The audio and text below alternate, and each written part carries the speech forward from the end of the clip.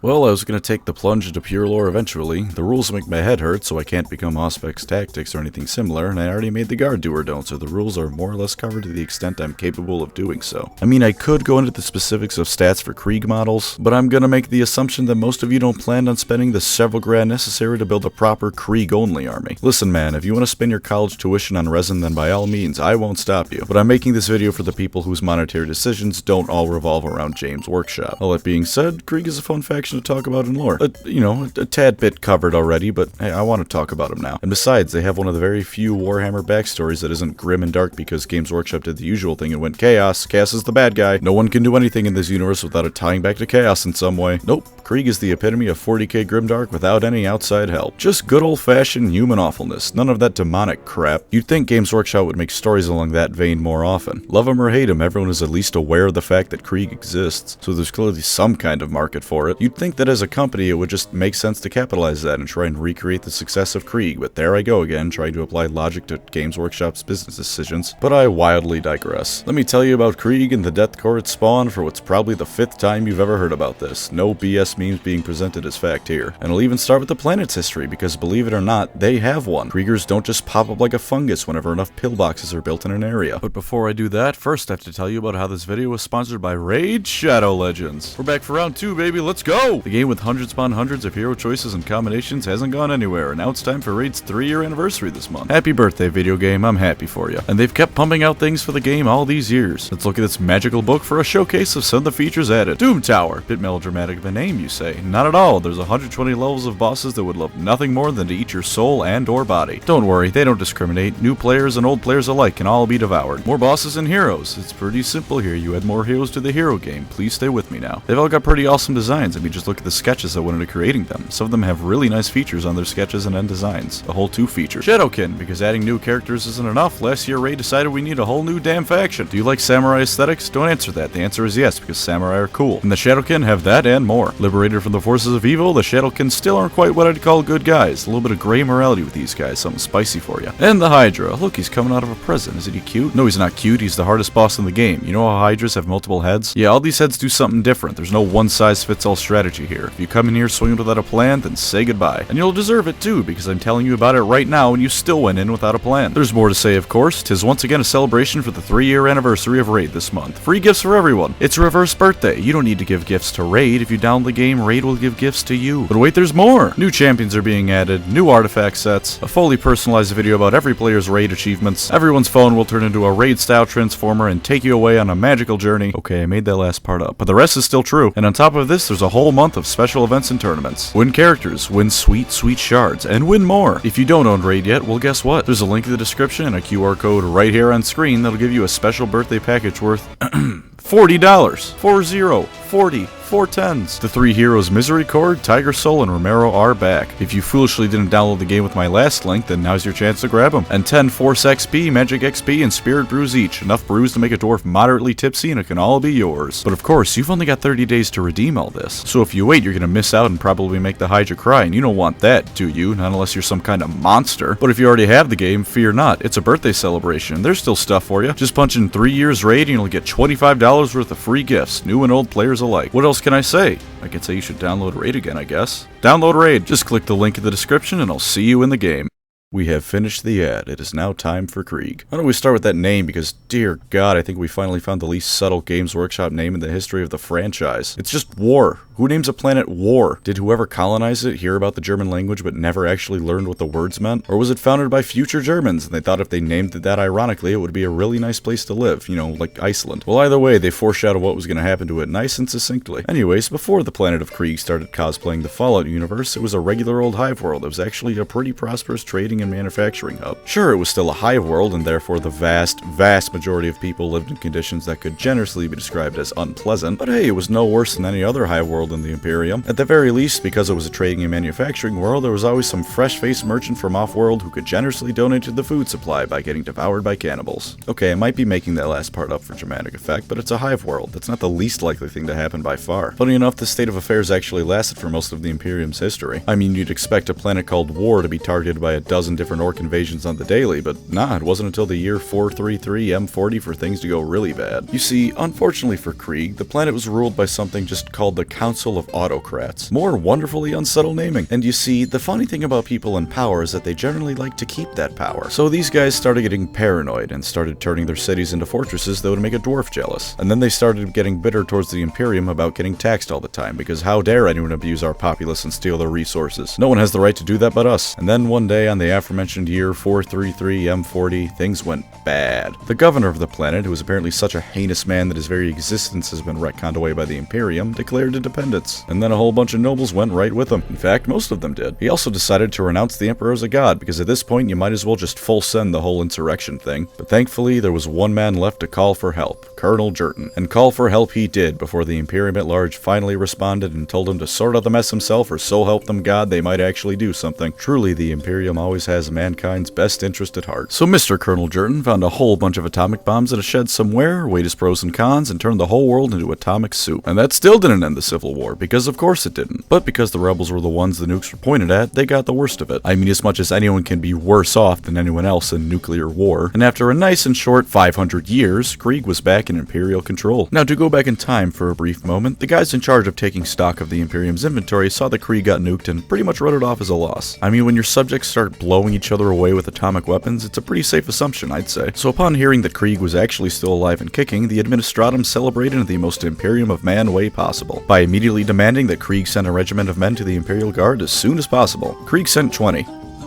Well, damn. And thus was the Death Korps of Krieg introduced to the galaxy at large. With something called Vitae Womb technology, which could be anything from Star Wars clone trooper vats to big rooms filled with a lot of people going at it all the time, they always provide as much manpower as the Imperium asks for, and then more. And they're pretty good at what they do. In fact, in the areas they excel in, they're probably the best in the whole damn guard. But wait a minute before you write me off as another shovel humper. That was a loaded sentence. In the areas they excel at implies there's areas they don't do so hot in. And you know what? There's a whole lot of areas Kriegsmen are useless at. That's right, you shovel meme spewing, Kaiser worshipping sycophants. Krieg can do things wrong, and they aren't equipped to handle everything. First off, Krieg is of course based on World War I trench combat. This isn't news. Because the name of the planet is just German for war, people automatically assume they're based on Germans. Technically, yes, but not just the Germans. More the concept of World War I combat as a whole, really. What, did you think it was only the Germans in World War I who built trenches, while everyone else just sat in the middle of no man's land playing rock, paper, scissors to see who was getting shot at first? In fact, do me a favor and look at a French World War I uniform and a Kriegsman side by side. You'll notice that A, they look almost identical, and B, the French aren't German. But Krieg, shovel, Kaiser, shotgun memes, so what do I know? Since I brought it up and I'm just complaining about memes right now before I get back to actually talking about them, shovels are not Krieg's main form of combat, you cretins. Will they use them in combat? Well, yeah, why wouldn't they if they had to? A shovel to the head is pretty painful, turns out. But in my humble opinion, I think they're more likely to use the,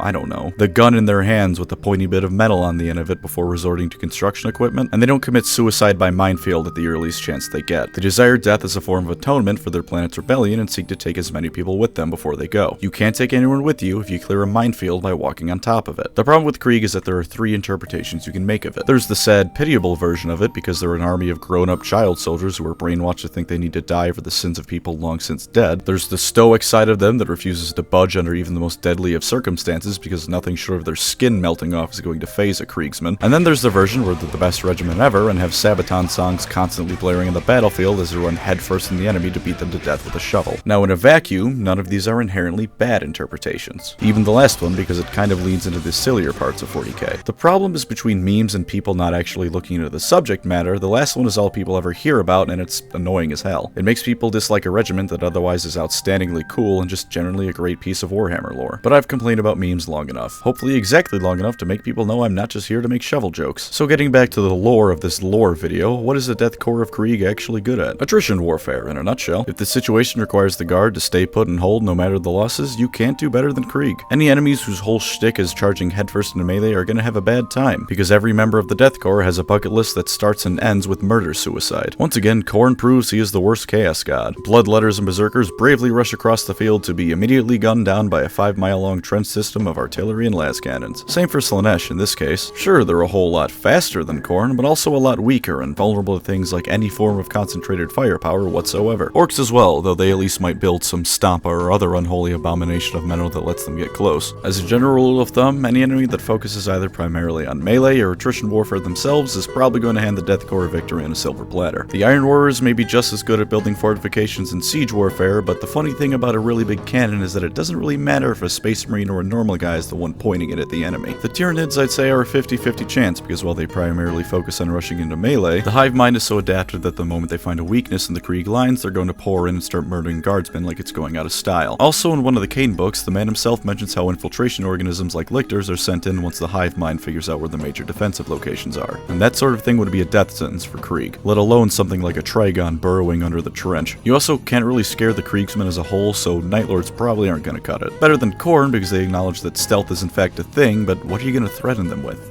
Death? That's kind of the end goal of a Krieger regiment. Death equals redemption, so you can't really threaten them with a bad time. Oh, I'm sure whoever gets captured is going to have a miserable time, but the army as a whole is just going to fight you even harder for being a dick. Oh, and they're also perfect for places like the wastelands of Hive Worlds and other areas of the galaxy where you can best describe the environment by saying the planet has cancer. Yeah, those gas masks they wear, not just for show, turns out. That exact thing actually happened in Caiaphas Cain. Minor spoilers ahead, but nothing intensely plot related, so cover your ears real quick if you don't want to hear. Quick, here it comes! The Death Korps were deployed to the most inhospitable parts of the planet that had the fortune to be defended by Caiaphas Cain. And they did not care, because when everyone in the army has a death wish, a little thing like the atmosphere being 90% toxic waste does not slow them down. But don't think that all this makes Krieg invincible. Oh, no, not even close. If the enemy excels at speed, agility, and generally not just charging directly at a trench line, then Krieg is screwed. Picture this, Krieg gets all their forces lined up, the trenchers are ready and armed to the teeth, and they're ready to fight, kill, and die in the name of the God Emperor of mankind. Then a webway portal opens up behind them and they all get massacred by howling banshees. The Eldar are a hard counter to Krieg because they just don't have to deal with that kind of attrition warfare. You know how France built that really big wall of fortresses before World War II and then Germany just kinda walked around it? Vastly simplifying, I know, but that's the gist of it. Well, the Death Korps is France in this scenario. The Eldar are just gonna teleport right behind their fortifications and obliterate them. Also, almost all of their vehicles are lightning-fast hovercraft. They don't need to worry about getting caught in no man's land because they just float over it and the Krieg lines of defense. If the Death Korps tries to chase the Eldar, well, you're chasing the Eldar. You aren't gonna catch them. They just run circles around Krieg and whittle them down to nothing over the course of about 5 minutes. It's even worse with the Dark Eldar. A bunker may as well be a gift-wrapped Christmas present. The Clouds and Craftworlders also have magic. Trenches aren't so effective when someone waves their hand and lightning appears. The same problem happens when fighting against Zeech, only even worse because at least you can put a wall between yourself and the lightning. Hard to do that when instead of lightning, they just opened a portal directly to hell beneath your feet. How about the Tau? Well, not as much of a curb stomp as the Eldar, but their technology is so advanced I can't imagine trench warfare would really phase them. They're quick enough to avoid massed artillery, and their battlesuits are tough enough to handle small arms fire long enough to take them out. Also, pulse rifles beat lasguns, so while Krieg has the advantage of experience in a war of attrition, the Tau have the advantage of their weapons not being squirt guns. Additionally, certain enemies can still overwhelm them if they're tough enough and Krieg doesn't have enough of a numbers advantage. Nurglite forces, while being slow and not exactly hard to miss, can take the hits Kriegsmen throw at them. Or they could just vomit poison gas on them like the Purge did. That got Krieg good. To be fair, they only retreated by one trench line, so like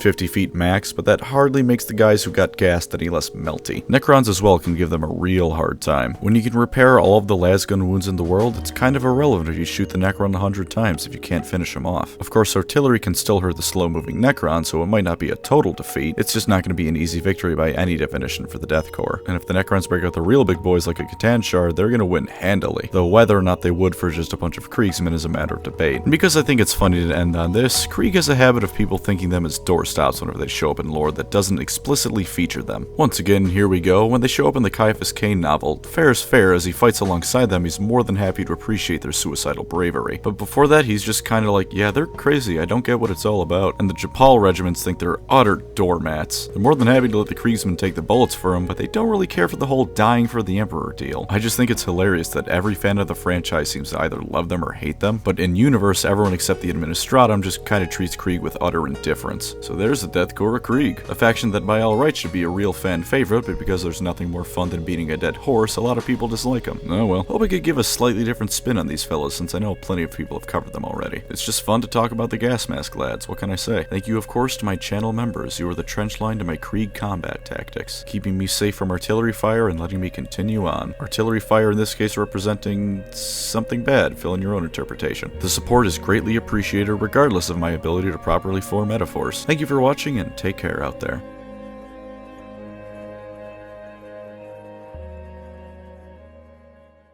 Oh, I'm sure that you've heard of it, but if you haven't, there's a Krieg romance novel titled, and this is a treat. My wish to generate children with you is only exceeded by my devotion to him, because even the romance novels are bland and depressing. Perfect fit for this regiment, honestly. You gotta appreciate what they do, but Lord knows talking to one of these chumps would be the blandest experience you've ever had.